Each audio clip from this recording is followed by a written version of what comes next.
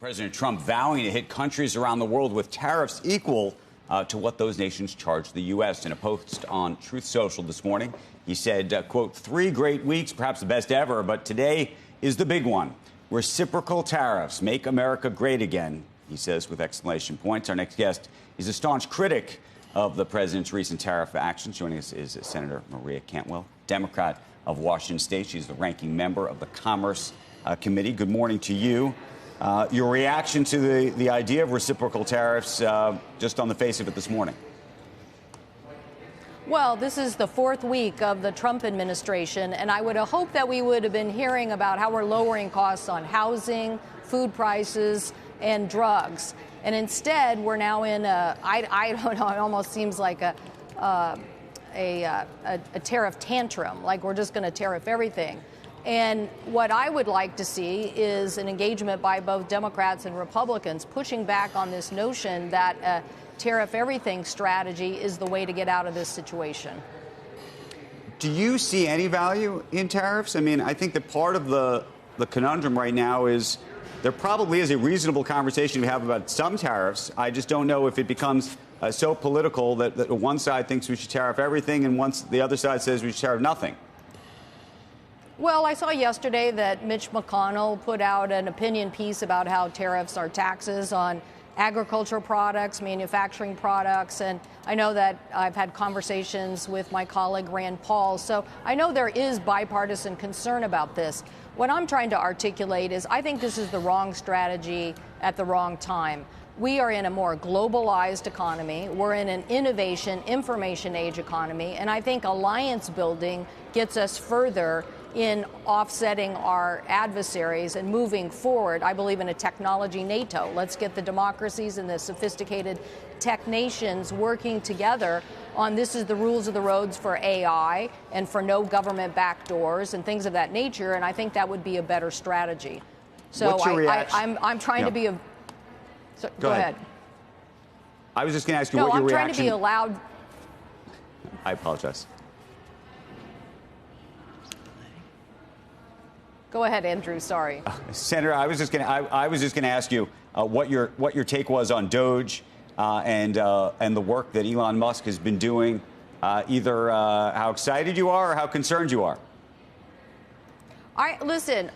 Everybody thinks there can be more government efficiency. There's my side of the aisle has a group of senators that have been talking about efficiencies in healthcare for a long time, focusing on what are more better outcomes at lower cost.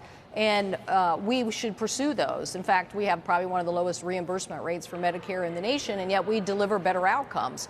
So why can't we move more of the country to that? But when you're in surgery, you don't take a hammer.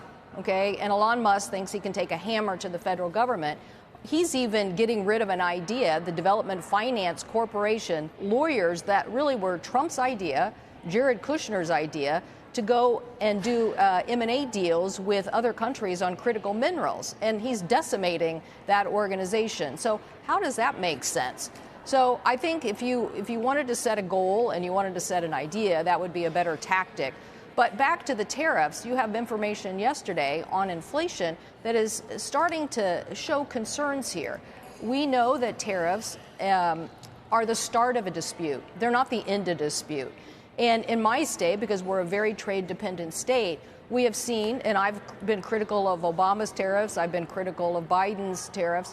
What I want people to understand is we live in a world now where alliances and dealing with these issues in a coalition basis will get us further because 95% of consumers are outside the United States.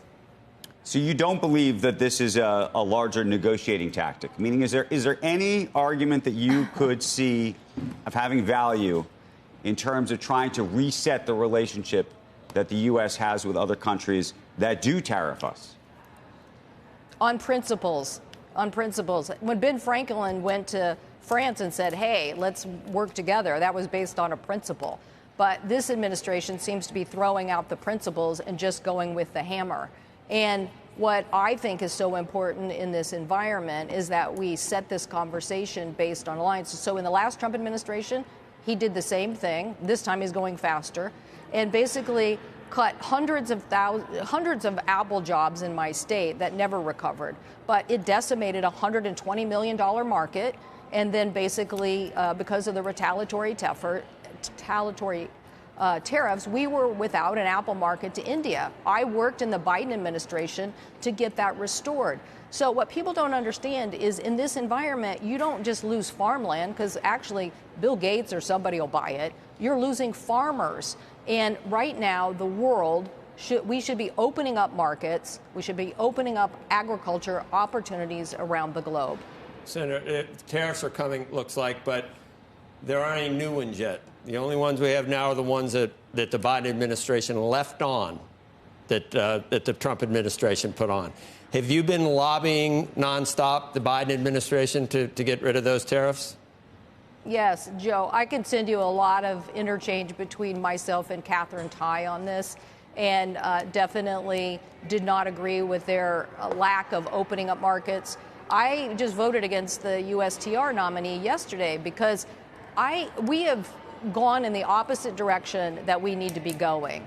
We need to be saying that we believe in opening up these markets and believing in a relationship. So when Catherine Tai said, I'm going to be the trade ambassador, but we're not going to articulate a strategy for opening up new markets, no, that was not acceptable.